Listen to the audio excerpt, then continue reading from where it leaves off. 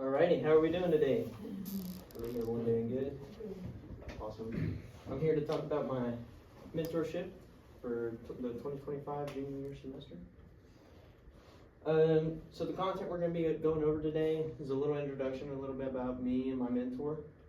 Then we're going to go over what's called a safety moment, and I'll talk to you all more about that when it comes time.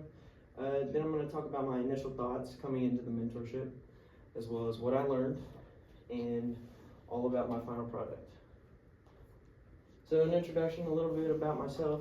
I go to school here at Clear Horizons Early College High School, and I do a dual credit program with San Jack South Campus. Eventually, after leaving high school, going into an actual university, I want to go to Texas A&M for industrial management and a minor in construction. For my future job, what I want to use this degree for is industrial construction, and I want to be in management for the oil and gas industry. And a little bit about myself, as you can see up here, I love fishing. I usually tend to be more of a saltwater guy. And then down here, this is my land up in Brownwood. I love to go hunting every season. And then center of my life is Christ. Now we're going to go over a brief safety moment. And so I just want to let y'all know beforehand that our exit door is right there just in case anything happens. If you hear any alarm sound, if you hear anything come on the intercoms, then just know that, not to be alarmed, but just follow the directions as commented. And then also, so what a safety moment is a safety moment is a time where we can all collectively get together and we talk about safety precautions of the job, and we also share a personal experience that might benefit others in the room. So does anyone in here have a safety moment that they would like to share? So I'll share some about the project that he's doing. It's simulating something that we do on a much larger scale in the chemical plants. And if we had an industrial vacuum with a vacuum box and a hose and some waste that we were going to vacuum up, we would have a safety T in there to relieve the vacuum in case someone got caught up in the vacuum. So it's not necessary for a shop vac, but that's what we would do if we were doing it on a large scale. Thank you for that example. And we discussed the safety T part, just we didn't need it for this. But and thank you for that example. Some more examples could include something personal, maybe outside. Like, for example, I know Harvey, he was talking to me about a time that he was really big into RVing, and in order to run the generators, it produces carbon monoxide. And so if you left it running for a while and maybe had the ventilation systems going, then it would recycle through, and you'd be breathing in hefty chemicals. And so it's always something that we can learn from, not only in our jobs, but in our personal lives. And then a little bit about my mentor. This is Mr. Harvey Wingate. He is the Vice President for Innovative Cleaning Solutions. He started back in 2004 as a hydroblast technician and eventually worked his way up. As you can see here, this is also his team, his crew that he takes out on jobs. This is a picture of me and him when we met for, I believe, our second time. And then here's just a professional photo of him. And then here he is in the flesh. So my initial thoughts going into the mentorship, I was very excited. You know, I've never gotten a taste of the industrial side aside from what my grandfather and my dad have taught me. But it was a nice opportunity to get real deep into the subject that I want to be in, the field that I want to be in. And going on, it's also a broad field. There's a lot of areas to the industrial side, such as cleaning, and the side that I want to go to, which is construction.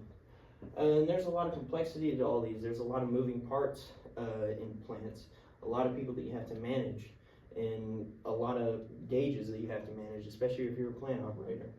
And then I also had some doubts. I had some fears. You know, was this something that I truly wanted to go through? Was this going to be a little bit harder of a project that maybe I couldn't take on?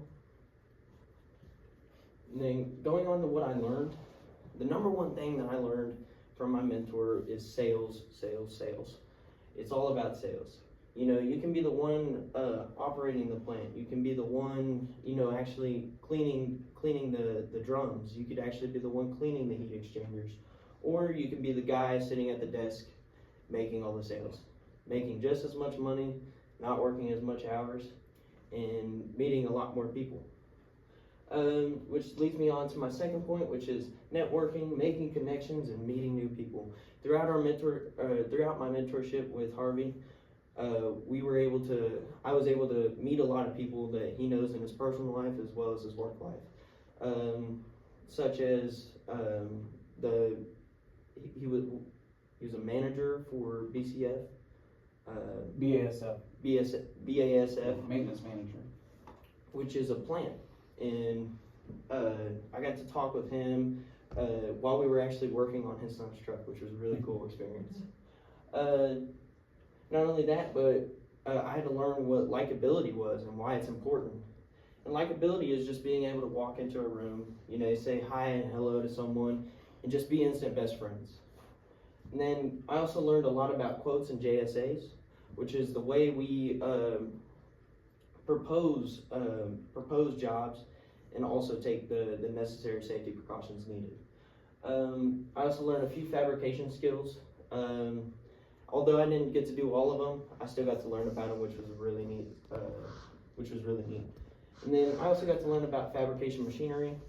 To tell you a little bit more about that, so Innovative Cleaning Solutions actually owns a fab shop here in Houston, Texas. And it's called Texas Gulf Coast Fab. And what they do is they get commission projects, which could be anything from grills in the backyard to heat shields for a chemical plant. And so on to my final product. What I decided to do or take on was an industrial vacuum box on a 1A scale.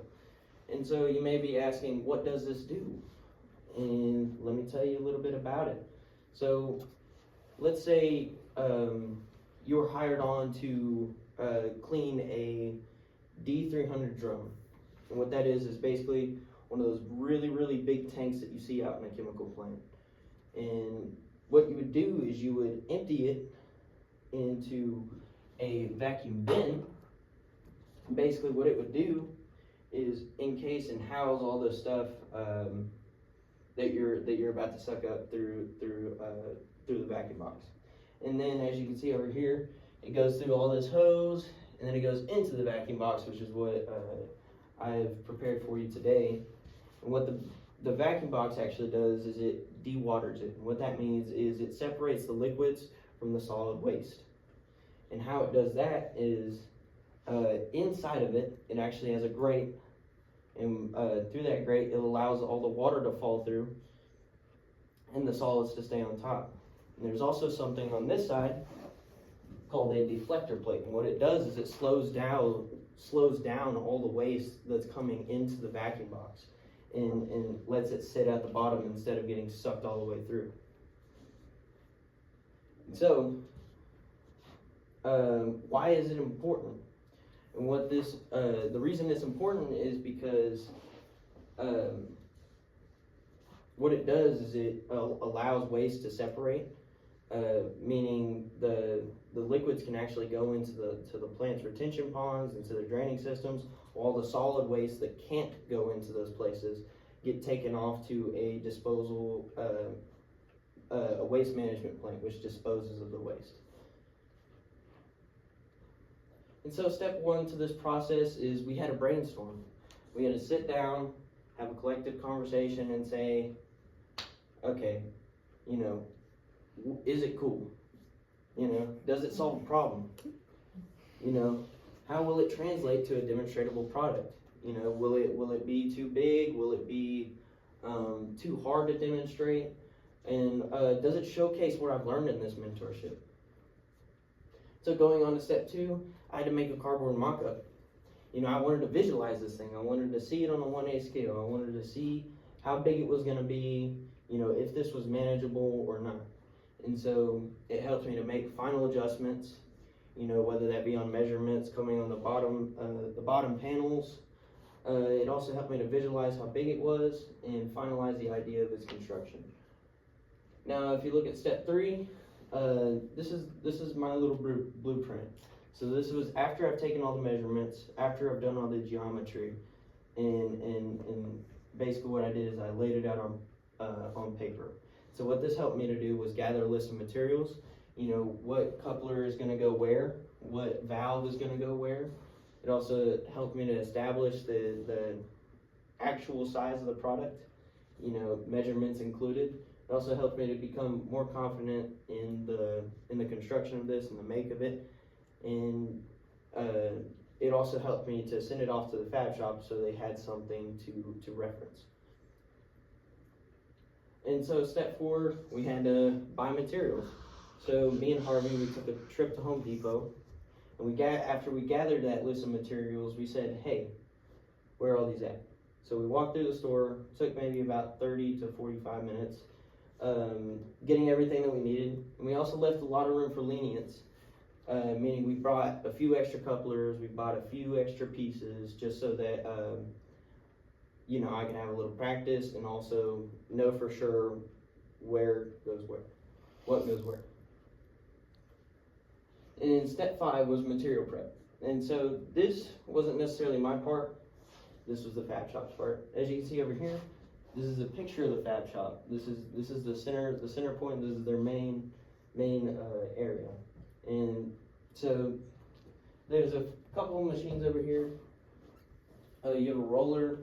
Back behind that you have a bandsaw, and basically they would collectively use all of these machines to cut the metal, to bend the metal at the feet, and prepare it for me to weld it. And so step 6, this was MIG welding. As you can see, here's some of the welds that I made. And basically what I had to do is I had to set up a MIG welder that me and my dad had purchased. And basically what you'd have to do is you would have to take this cord right here, you would have to put it on the metal as a ground, which it doesn't have to directly sit on the ground, but it has to have some sort of conductor touching the ground. And then you have the actual welder, which is, this is what's called a MIG welder. So what the difference between this and other welding styles is this actually has wire, this uses wire, a spool, and this allows me to weld without pausing, switching out sticks. It allows me to weld and get in really hard places and weld even with one hand. And so step 7, we had to test it. We had to make sure this was right. And so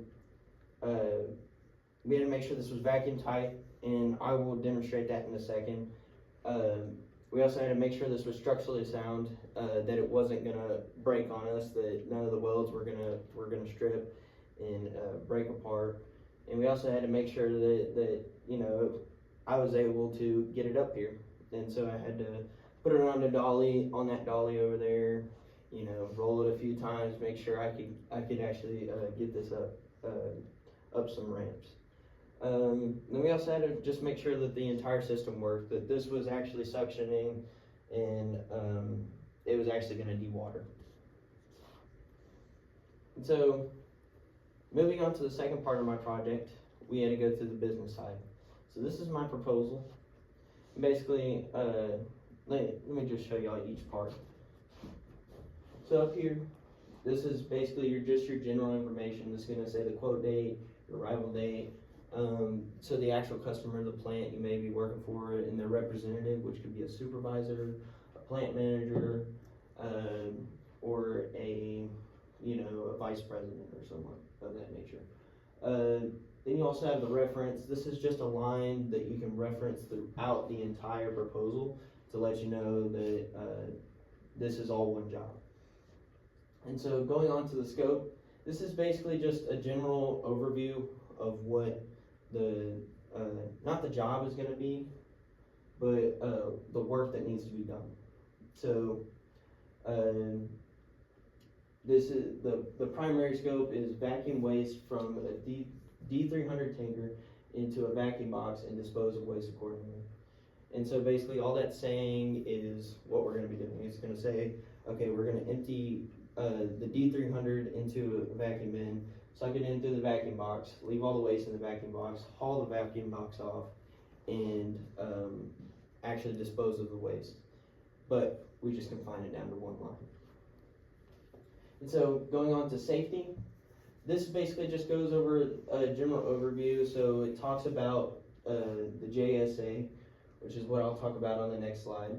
It also talks about FOPP guidelines, which is if you're ever vacuuming something from a distance, if maybe a valve is a little bit higher than FOPP guidelines, you have to follow certain procedures such as having a spotter, making sure you have 3 points of contact, etc. And then if you go on to customer provided requirements, basically this is just saying to the plant, hey, we need this from you. We need a permit to come work out there. We also need access to get wherever we need, and we need a design to approve and accept. And so if you look down here, this is the ICS provider requirements. So basically what this is saying is, this is how much it's gonna cost. This is all the aspects, all the components that are all gonna collectively come together to make your quote, your price. And so as you can see here, we have a job trailer and then some support equipment. That's all included at Innovative Cleaning Solution. That's our little due diligence. But if you go down one more, you also have the 750 CFM vacuum. And so basically this is obviously not this one. It's a very, very big vacuum. One that you could get stuck in and get very hurt with. And so basically it's saying, okay, to rent out this vacuum, it's gonna be $175 per hour. And since it's an hourly job, it could be upwards of about, 20 hours, 30 hours, depending on how big the job is. And then if you go down, you also have to pay for the vacuum hose. So it's gonna be $10 or $1 per foot. And so if you're measuring out 100 feet of vacuum hose, it's gonna be $100. And so moving on to the vacuum box, this was it's a little bit less of a cost just because it's already made. It doesn't take a whole lot except for the transport. The transport is where it really costs. And as you can see, it's $150 per hour. So if it takes, if they're coming from a few hours away across town, it's gonna take a little bit to get there. So then you also have waste disposal. So basically what this is saying, you gotta ship it off to a waste management plant, and so that's gonna cost also $150 per hour, or $10 per square foot, and then the waste transport to actually get it out to the waste management plant is gonna be $150 per hour. And then there's also a little fee for site safety and management. This is so Mr. Harvey over here gets paid, and so they take a 5% commission off the job itself. So however much these cost, you take 5% off of this cost and then add it to the total cost. And that gets you the final quote for a normal job, which is gonna be around $8,499.75. And going on to the next is the job plan. So this is just a brief overview of what the job is and what we need for the job. So moving on to the JSA, so this has to do with safety. This stands for Job Safety Analysis. And basically all you're doing is you're writing the steps of a job, and then basically you're gonna say all the possible known hazards and then how you're gonna prevent them. So the precautions and resources, for example, if you look at the first one, it says backing up a trailer to the location. You have with a big 18-wheeler, you have to look for blind spots. You have to know where they are, and you have to make sure that they're not interfering with your way. And so that's why you also have a spotter. And the spotter's going to tell you, hey, you need to back up this way a little bit more. or there'll be one on the other side saying, hey, back up this way a little bit more, and so on and so on. So going down to the reflection, when we look at what I'm most proud of, it's this baby right here. It took me a lot of time and a lot of effort, and so to see it all come together was just amazing. And also the knowledge I gained, about sales, about networking, and about meeting new people is extremely useful in a business career. And then, just getting everything done on time. I was very, very proud of that. I didn't think I was gonna get this done on time. And what would I have changed? I feel like I could have been a little bit better on my time management. I have a lot of things going on, but and I should have put more attention and focus into this. And then also flexibility. I have a very busy schedule, working and coming to school, and then also trying to do mentorship. And so you have to have a lot of flexibility, and I feel like there were some times where I wasn't able to be as flexible as I could have been. And then also there was a little bit of flaw on the product design, and that also comes with time management. I didn't give myself enough time to do it all the way right and the way I really, really wanted to. And that would have specifically been a door. Sorry, it would have been on this side. Once you get all the ping pong balls in there, you have to have some way to get them out. So you'd have to have a door over here that can seal. But I didn't leave myself enough time to design something like that. And then also there was a little bit of trouble with pan fitment. You can kind of see it on it. There's a little bit of an edge hanging up right there. You also got a little bit of it under, which took a lot of extra welding and a lot of extra time. And then going on to questions. Is there any questions or concerns before we get into the actual demonstration? Why did you choose MIG instead of stick or TIG? So the reason why I chose MIG instead of TIG is because I don't have a TIG welder. TIG welder is a little bit expensive, especially for just this job that I'm doing. Eventually, later on down the line, I would love to learn and get a TIG welder. And then also, I didn't want to do stick just because welding rods are a little bit of an expense, and copper wire is a lot cheaper. And you don't have to stop. You can just sit there and you can just weld for hours with a large spool. Any more questions? When you say waste, what do you mean by that? So waste, so this is the residue left over after tanks and drums have been used. And so this could be oily residues, it could be very greasy residues. You could have a mixture of a solid with a liquid that sits on top, or one that mixes and makes kind of a mush. And then, so it all just depends on the job. It can range from heavy plastics to actual chemicals to oil and gas. That's a really good question, because every chemical plant is gonna have a different type of waste, and all different types of waste, but every chemical plant does have waste. I mean, there's solids, liquids, acids, caustics, all kinds of stuff going out every day from every plant. So there's a lot of this going on every day.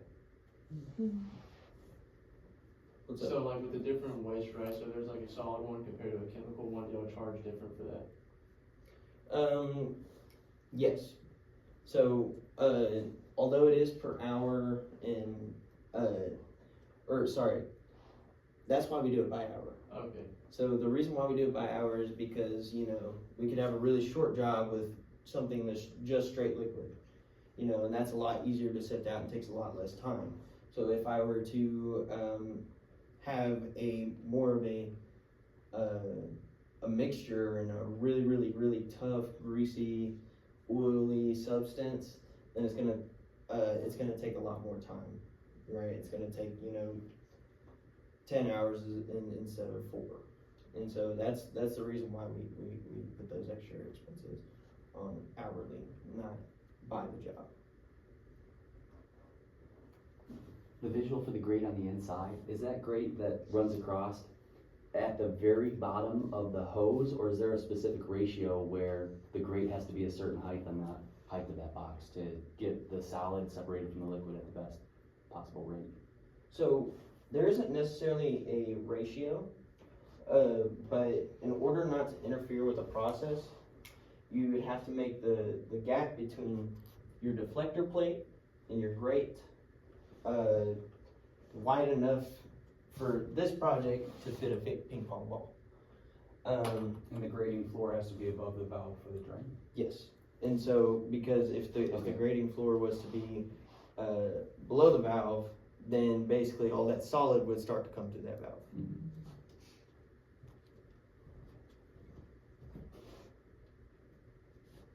Are there any more questions before we get started on the demo?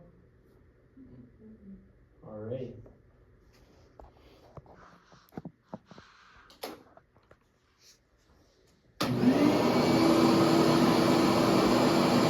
So as you can see here, it's a vacuum tight box.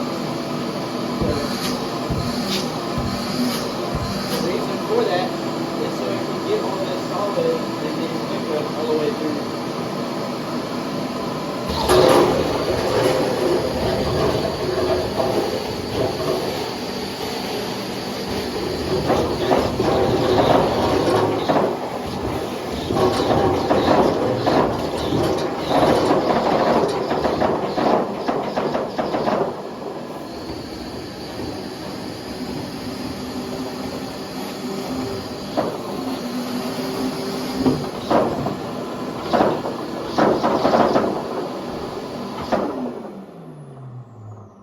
Alrighty. So as you can see, the bucket is empty. We have emptied all our waste, solid and liquid. And we can take this bucket. Yeah, might have a hard time demonstrating that one. Yeah. Maybe be careful. Let me see if I can rip this tape off real quick. If we were able to do this outside, it would be just a little bit easier.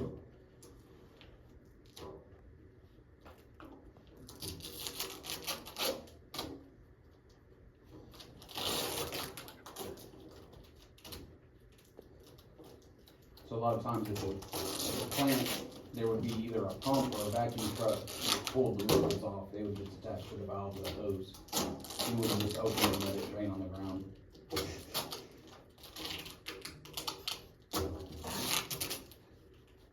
Man.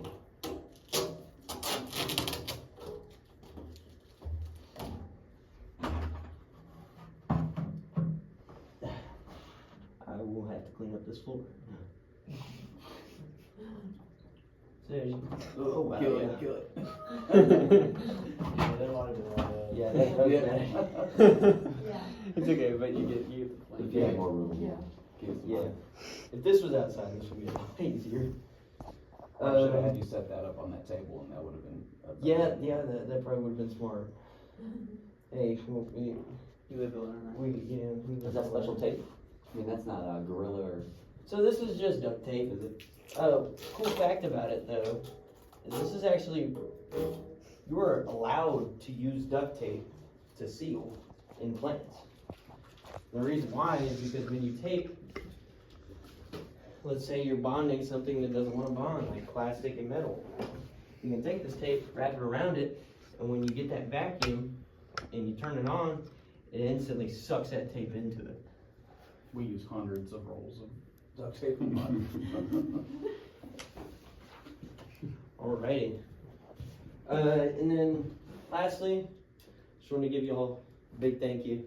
Thank you to Harvey for being such a great mentor. And as you can see in y'all's little cards up here, I left y'all a little note if y'all want to check that out.